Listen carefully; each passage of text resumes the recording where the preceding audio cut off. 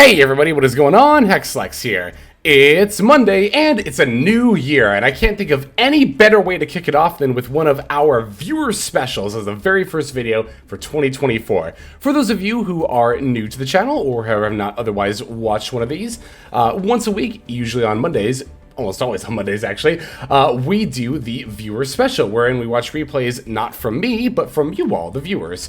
Ton of reasons I love doing this. One of the first and foremost reasons though, honestly for me personally, is just to have everyone be more involved as a community. I see it in the Discord server all the time, in the viewer special submissions channel. Everyone's constantly putting stuff in there, and that's just it always blows my mind. Almost every time I see that channel get updated, I'm not even gonna lie to you, because I think holy shit, people over a year later, people are still actually submitting games, and people still want to be a part of this series, and that's just that's always been just so awesome. I don't know. It's just cool. It's just cool to see. Plus, every now and then you'll see other people be like, "Oh, that looks really cool." Oh, that's such a cool deck. It's I don't know. It's always cool to see. But in general, it's not only just personally gratifying to see everyone kind of come together to talk about their cool decks and cool games, but it's definitely better to grow as a competitive player. The best thing to do to grow at any game, not just Yu-Gi-Oh, but especially Yu-Gi-Oh 2, is to watch multiple people play, because there's so many different decks to play. So many different ways to play all these different decks, as far as techs and play styles and the decisions that are made and so on and so forth. So it never pays to only watch one person. So I think it would be remiss of me to have that philosophy and then not also include you all as part of the channel in that regard as well. So yeah, so we'll take a look at a few of the games from you all. But first, if you are interested in submitting games for the viewer special, then as I alluded to before, you'll want to head over to our Discord server. If you check the description below, you'll find an invite link, and there is a channel under the Master Duel section just called Viewer Special Submissions, where you can put them all right there. And as far as the information to put there, the main thing I will of course be needing is your 9-digit player ID. Also make sure that your replays are being saved publicly. If they are not saved publicly, I'm not able to watch them or show them on the channel. Also know that although we are only able to show a few games every week, I watch almost everything, pretty much everything that gets submitted. And especially if it's a deck that I play or I'm interested in, I probably went through the rest of your replays and watched those too, to be frank. So yeah, and even if you don't get in the actual video itself, there's always the next week too. There's no limit on how many times you can submit, how many games you can submit. Please don't spam submit the same game over and over again, although we've never had that problem, but don't do that. But if you've got multiple games saved, you can submit all of them individually. That's fine, as long as they're different games. I don't care if you've got 10 replays saved and you have 10 posts in that Discord channel. If they're all different games, you go right ahead. That is not only welcome, but encouraged, because again, the more cool games we get to watch, yeah, the more we get to learn as well. So good stuff, great stuff there. And yeah, if you also want to leave a little blurb about how the game went or what the game was, most people just leave I played this deck versus this deck, and that's perfect. That's all the information I need right there. But if you want to talk a little bit about how the game itself played out, that can also be very, very helpful. Again, not just to me, but also to anyone who happens to be looking through that channel and wants to check out everyone's cool games, which I highly encourage you do, because there are a lot of really, really cool games that I don't get to show just because there's not enough time to. But yeah, definitely go ahead and check that out. Whether you're interested in submitting or you just want to see more cool replays, either way, I recommend you join the Discord and check out that channel. There's hundreds of duelists already in the Discord, and it's always, it's Discord, so it's free to join. So, but yeah, let's go ahead and take a look at some of the games that were submitted for this week. All right, so SM is going to have our first submission here for us. And they are submitting a game with Rika Sun Avalon Therion, which is a deck that I have far too little experience with or against. So definitely want to check this out. Yeah, Rika Sun Avalon is just one of those decks that, and I should know how this deck plays. By this point in time, especially, I should know, but I don't. I'll be the first to admit that I don't really. So I'm definitely looking to expand that gap. Or not expand the gap, but fill the gap. No, I don't want to get more stupid about this matchup. I want to fill that gap of knowledge, so... we're starting off with the Unexpected Die to bring out the Genius Seed Loki. They have a Maxi, but thankfully we are on the Ash Blossom here, so that is not going to stop us moving forward. And all we gotta do is plant that seed, right?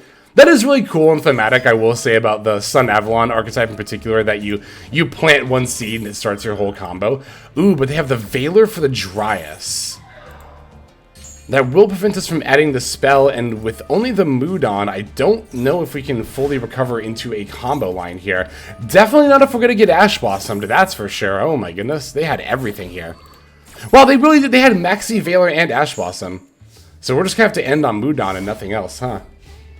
I wonder though, see, here's where I have that gap of knowledge. Like, I don't know if this was an actual recovery line to add a Rika spell or trap card here. I don't think it is, because we need the sun vine spell or trap card is the one that starts summoning stuff out and then we can keep comboing.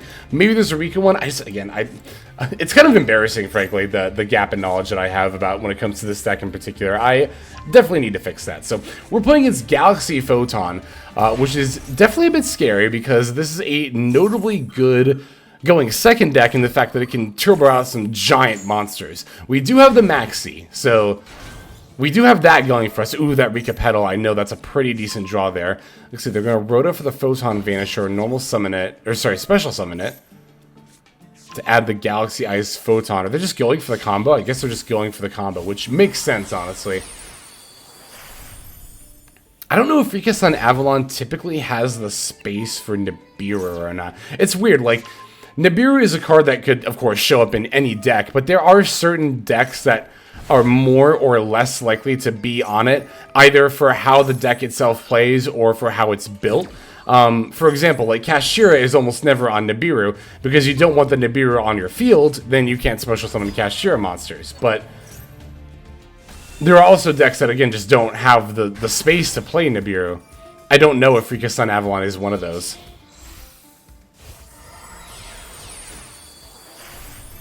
Here's the Galaxy Eyes Cypher. Galaxy Eyes is another deck that I just have no idea what its combo lines actually do. But I think that one, I feel like that one's a little bit more understandable than the oh, Princess is the effect negation. I thought Petal was. No, Princess is. But no, I feel like Rika Sun Avalon is the one where you should have that knowledge there. Ooh, and this would have been lethal, but I guess this thing can't attack. Cannot attack the turn it is special summoned. Oh my god, we saved! Whoo! We were saved by one sentence and a card sex there. Oh my god. I wonder if our opponent didn't know that either. Because they definitely seemed like they were just gonna go for lethal there. But then they didn't. I don't know if they could have, though, with what all they had. Okay, they're putting in some extra... I don't know why they bothered putting these extra bodies on the board, actually. That makes actually no sense. Especially, yeah, this card summons itself from the hand. Why would you summon the Photon Jumper? Why would you deny the ability to end the opponent's battle phase so that you can give them another draw off of Maxi? I don't know, whatever. But, yeah, no, I have a hard time imagining we don't just win here now with all the cards that we have in hand.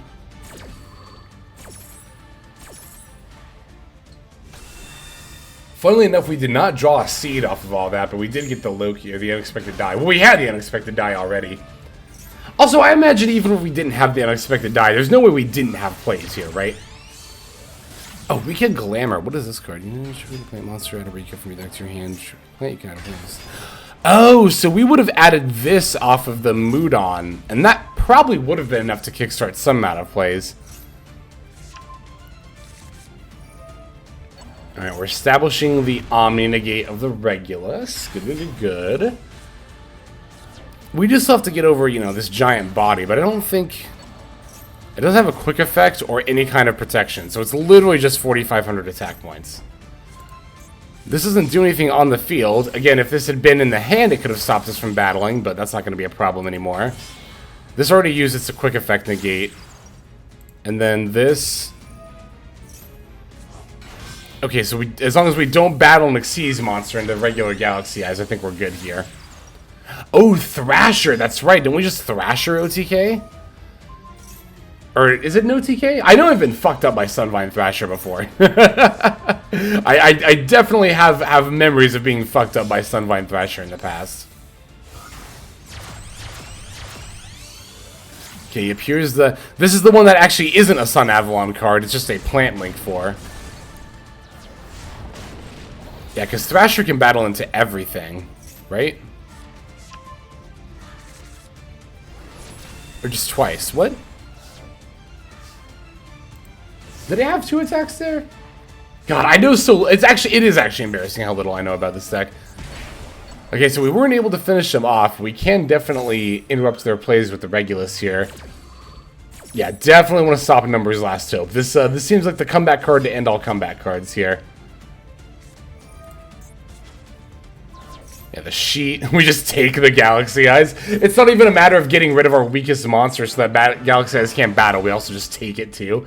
As well as start to go off with our plays, but our opponent's going to concede right there. So, alright. I definitely feel like after watching this game, I have learned more about Rika Sun Avalon's ability to recoup or recover. Granted, we had a bunch of cards in hand with Maxi, but I don't know, I really do need to learn more about this deck in general. But SM is here to help fill in that gap of knowledge. So thank you very much for submitting this game, SM. It was awesome to see. Let us go into the next duel here. Okay, so 8bots is going to have the next duel we're going to see here. It's going to be this one. 8bots is playing Zodiac Manium, which is a variant I've actually been meaning to try out myself, but I haven't just gotten around to it yet. So let's see what she does. This should be a full turn 1 combo, I believe, so it should be a good indication of what this variant is capable of. Gonna start off with the Rat Pierre, sending the Ram, overlaying Rat Pierre for the Chakanine. Yep, Chakanine F going to bring back that Ram by detaching the Rat Pierre. And then we are going to use the Manadium Abscission to pop the Ram. This will proc the Ram effect and allow us to bring back that Rat Pierre yet again, which we can then turn into another Zodiac Exceed. Alright, now we can activate the Peaceful Planet Calarium to grab Vysis, and we've got the Meek, the Vysis, the Reichart, so yeah. We should definitely be a go here for pretty much the full combo. Oh my god, we get the Trident to pop Meek and also proc the Calarium. That's so cool. Because normally we would have to do Vysis with that, but we needed Vysis on the field to be able to special summon the Meek. So the fact that Trident can help fill in that kind of gap there is so cool. Alright, now that we don't need Trident or the other Chakanine anymore, we can overlay the 2 of these into the Utopic Draco Fighter, thereby insulating the rest of our combo line with a Monster Negate. Vysis is going to turn into, oh, the Scareclaw Lightheart, but 8bots did mention in their little blurb that they accidentally messed up the zone placement, which I find myself doing this with Scareclaw Lightheart too. Like, I definitely need more practice with Manadium to just practice keeping the zones under the EMZ clear. Also, very, very pretty Royal Lightheart. Gorgeous. Love to see it. I want to see this extra deck, too, just to see everything that's in here. Got the Baguska, too. Okay. Alright, but we're still going for the Cross Sheep here. Yeah, because we can't special the Reichart to the zone... well, we would have to summon it normally to the zone that Lightheart is under, but here we managed to find a pivot that allowed us to still summon it by putting the Scareclaw cache in the other zone. So we were able to recoup and recover in that way. Alright, Manadium, Meek, and Excel Synchro Stardust are going to combine to make the good old Bestial Dissipator. Then we get to summon out our Vicious Astrolaud. This will proc the Cross Shape F to bring back one of our Meeks. Now we can sync the 2 of those for, I imagine this is Baron de Fleur. Yep. Looks like that is in fact the case. Dissipator gets to bring back the Vysis, and then is this Appaloosa? Oh my god, this is disgusting. Appaloosa, UDF, Dissipator, Baron? That's such a good end board! Oh my god, yeah, that is good. That is good. But they are going to start off. Our opponent does get to start with the Swords of Concealing Light. That will force our Omni Negate here so that we can keep the rest of our negates up. But they just had a second one anyway! Yeah, they end up flipping our whole board down all the same. Primitive Planet Reichphobia, so it's going to be a Scareclaw matchup we're up against here. They do even get to pop the Appaloosa anyway.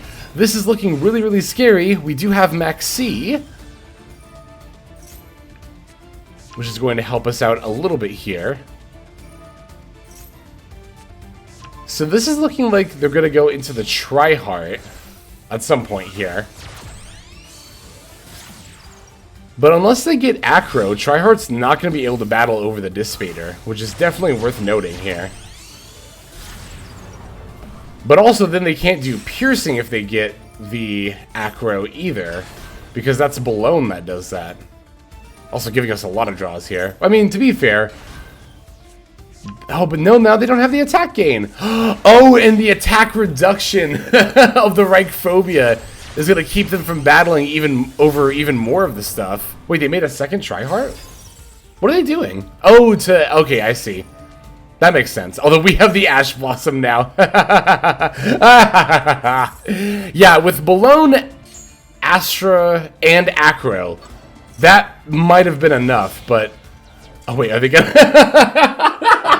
That's so good! Okay, so if they'd had Astra, Balone, and Acro, all three of the Scareclaw monsters, then they could have battled over everything and done Piercing.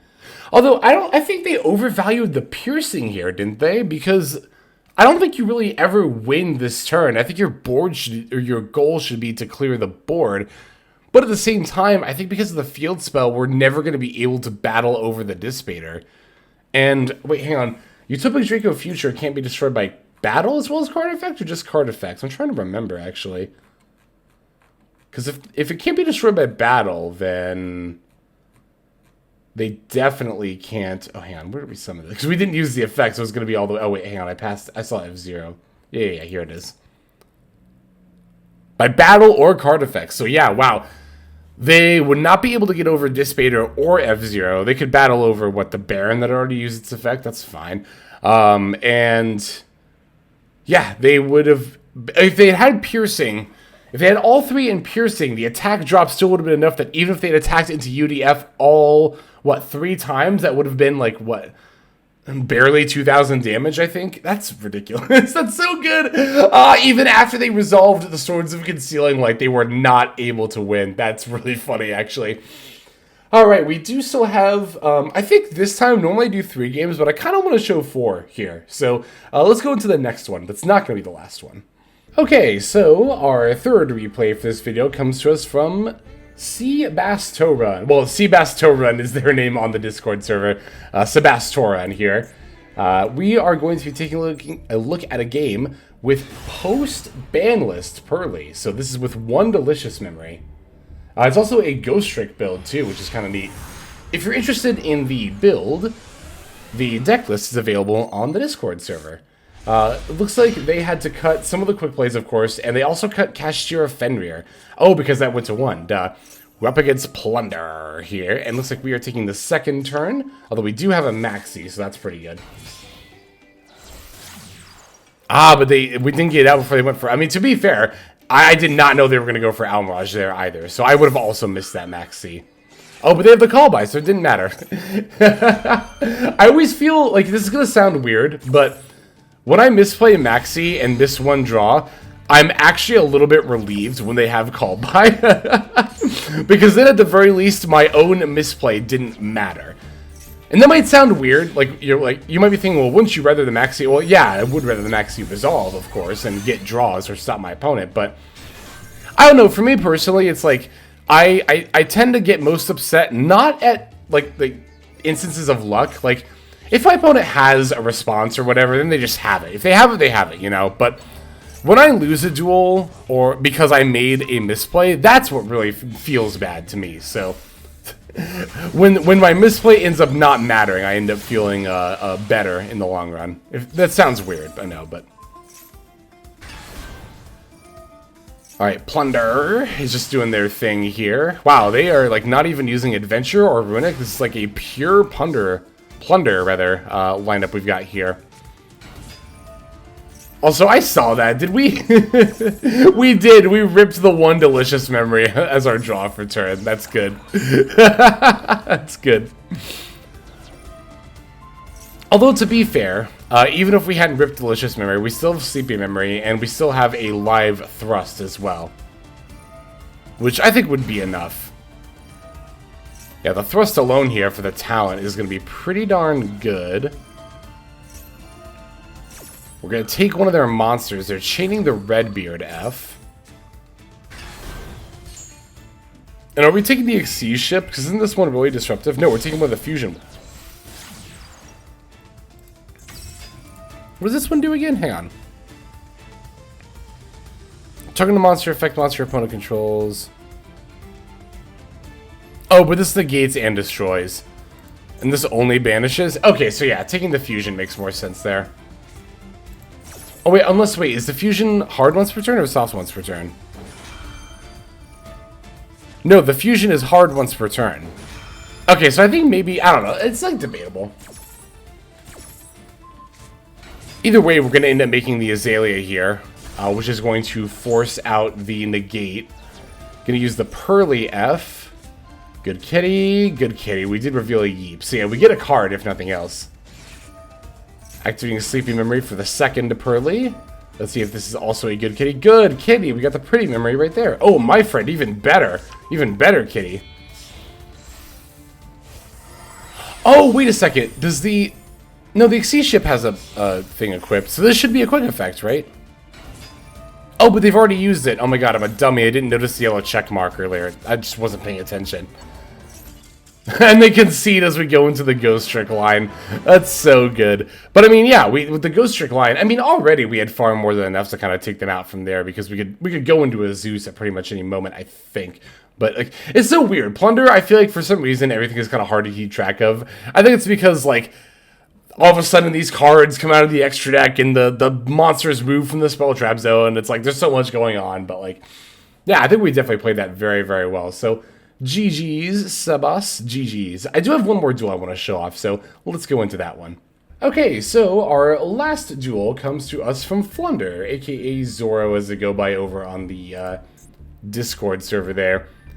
So we're going to see this casual match against Dark. I want to show this because this is the last. I feel like this is one of the last times we're going to get to see a board quite like this one. Plunder is on an everything pile. That's Bestial, Synchro, Tier, Cash, Thunder Dragon, and Punk. And we're up against Ice Jade, Tear Lament in this game. But I wanted to see a deck like this just go off one more time before Chaos Ruler gets banned. We gotta pour one out for Chaos Ruler after this. We didn't deserve you. We didn't deserve you. This card is so cool. It probably did just have to go. Like, as much as I love it, I will fully admit that, especially decks like Dragon Link, just used it way too well. But I so just wish I was like, I so just wish you could ban Chaos Ruler for just one deck. And it's like, the fact that I've never thought this about any other card is so clearly indicative that I'm just like super biased here. Which I knew that already. I'm just sad, man. I'm just like, Chaos Ruler enabled so many crazy cool decks like this one. Like Piles, like Sprite Synchro, you know, like a lot of Punk variants too. It's just sad to have to see Chaos Ruler go. But again, at the end of the day, even I can admit that it is for the best.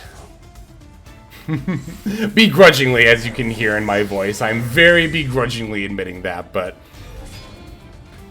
what we're about to see here is just, this is the kind of deck I just lived for, honestly.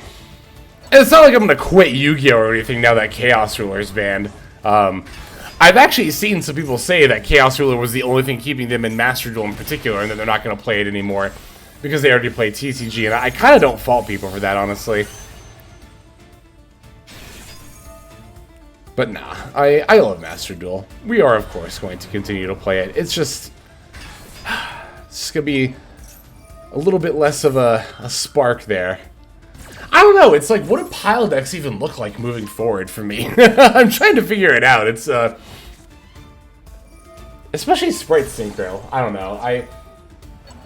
There's a part of me that wants to try, and maybe I will still try to see if I can make that deck work, but I'm gonna be hard coping. I will be hard coping.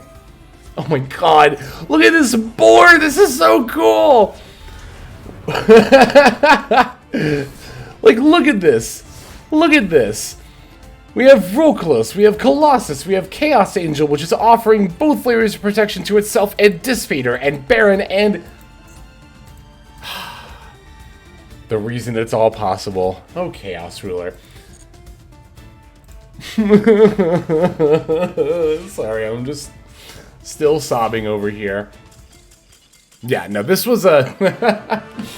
I will admit this was not a duel that I showed. Like, okay, I will say this. In Plunder/Zoro's credit, go check out on the Discord. They have a duel that is much, much more of a back and forth against Dragon Link. I showed this game in particular because I personally wanted to watch Chaos Ruler enable something like this one last time. So, thank you, Plunder. You have done a great service for me. Thank you very much. And of course, thank you to everybody who submitted for this week's and every week's viewer special. I mean, it's not going to sit at the top of the video. It just blows my mind that people are like still actually submitting duels on a regular basis. It super means the world to me to see people involved with the community like this. So, yeah, if you want to submit games or check out games that get submitted, highly recommend you join the Discord and check out that channel there. But that's going to do it for now. Let us just move to the outro. Alright everybody, that's going to do it for this video. Thank you for watching it all the way to the very end. That means a whole lot to me, and it's also a fantastic way to support the channel. And if you're interested in supporting the channel in other ways besides YouTube, there are plenty of ways to do that. If you check out the description below, you'll find a bunch of links down there. One of them goes to my Patreon. You're actually seeing the names of everyone subscribed to the Patreon on the screen right now. So if you're interested in getting your name in the credits here at the end, if you want to see more daily Master Duel content, or if you're interested in one-on-one private coaching sessions, I offer all of that on Patreon. I also stream live on Twitch. Feel free to go ahead and click that link and follow and or subscribe there. I also have the Discord community, if you want to follow that link, where hundreds of duelists have already signed up. Free to join, and you can just come hang out, talk about the game, and chill in general. Final link that's going to be in the description is my Twitter. You can follow that if you want some more notifications of what's happening with the channel. So, all in all, thank you all so much for watching, and I hope you have a fantastic day.